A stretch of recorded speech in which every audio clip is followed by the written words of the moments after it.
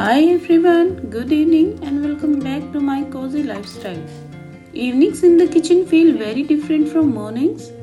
Mornings are usually quick, tea, breakfast, and everyone getting ready, but evenings are a little slower.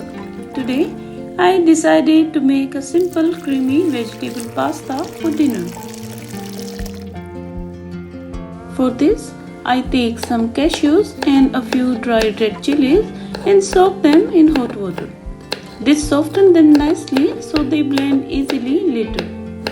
While those are soaking, I start chopping some vegetables. First some garlic, then a little onion and some capsicum. I'm slicing the capsicum into thin strips today. When they cook like this, they stay slightly crisp and add a nice bite to the pasta. I'm using both green and red capsicum today, mainly for color. But honestly, even if you only have green capsicum at home, that works perfectly fine. Pasta is one of those meals where you can adjust things depending on what you already have in the fridge. By now, the water is hot enough, so I add some olive oil and salt and put the pasta into boil. One small thing that really improves pasta is salting the water properly. The pasta absorbs that flavor while boiling, so it doesn't taste bland later. It's a simple step, but it makes a noticeable difference.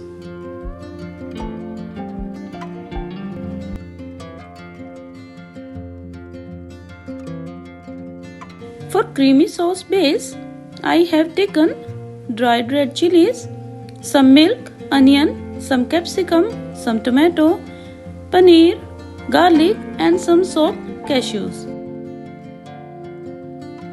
By this time, pasta is nicely cooked.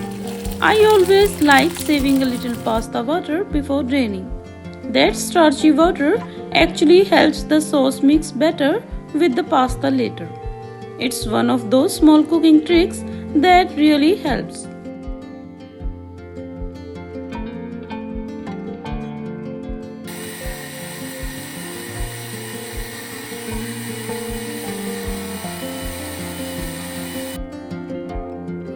Now I heat some olive oil in a kadhai and start with garlic. Garlic always goes first because it flavors the oil nicely.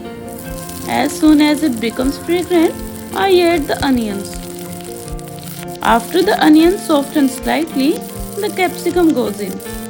I cook them on a slightly higher flame so they stay a little crisp and colorful.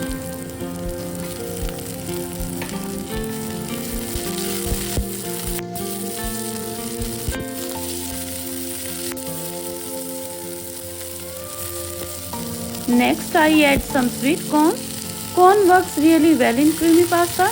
It adds a slight sweetness which balances the sauce nicely. Today, I am using both green and red capsicum because the colors look nice in pasta. But honestly, even if you only have green capsicum at home, that works perfectly fine. Pasta is actually one of those meals where you can adjust things depending on what you have in the fridge. At this stage, I also add a cup of pasta water we saved earlier. That slightly starchy water helps the sauce clinging to the pasta instead of sitting separately. Now, the creamy sauce goes in. The one we blended with cashews, chilies and vegetables. As soon as it hits the pan, you can see the pasta starts getting coated.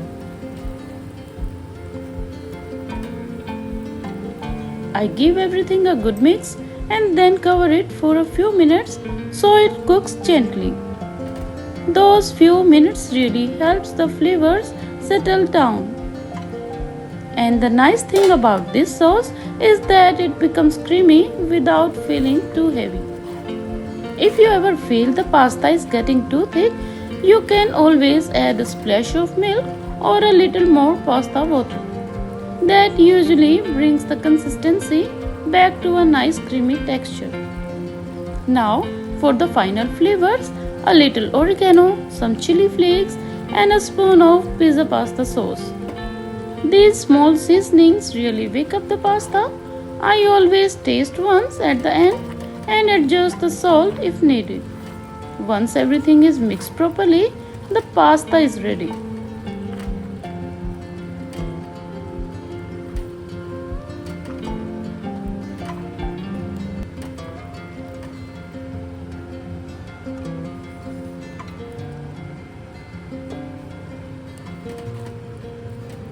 I serve it warm in a bowl. Pasta is one of those dinners that works really well on a relaxed evening, especially on Sundays when you don't feel like cooking something too heavy, but still want something comforting. And the nice thing is, everyone usually enjoys pasta, so it's an easy dinner choice.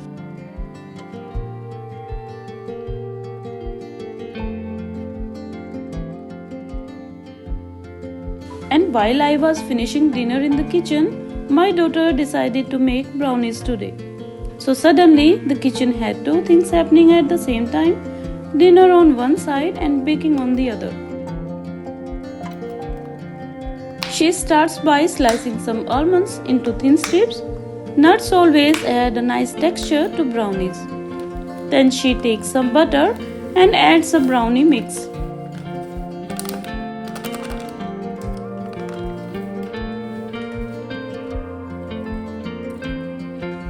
She slowly adds milk while mixing. The idea is to get a smooth, silky batter without lumps. If the batter is mixed well, the brownies usually come out much softer.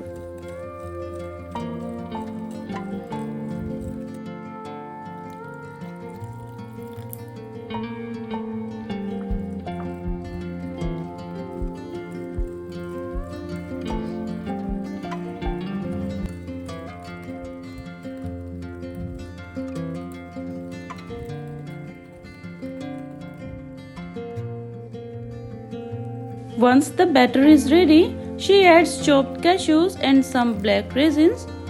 These little additions make the brownies slightly more interesting. Sometimes the simplest baking turns out the best.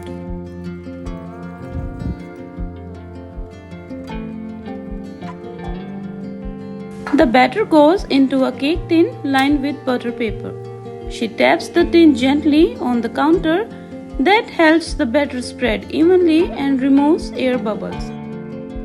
The oven was already preheated to 180 degrees. So the brownies goes in for about 20 to 25 minutes. After some time, the whole kitchen slowly starts smelling like warm chocolate. That's always the best part of baking.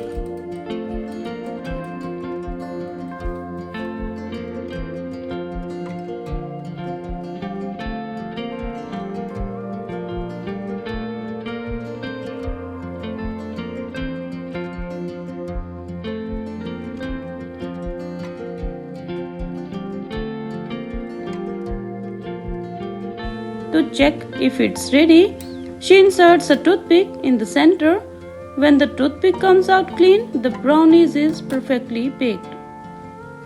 Once it cools slightly, I remove it from the mold using a plate.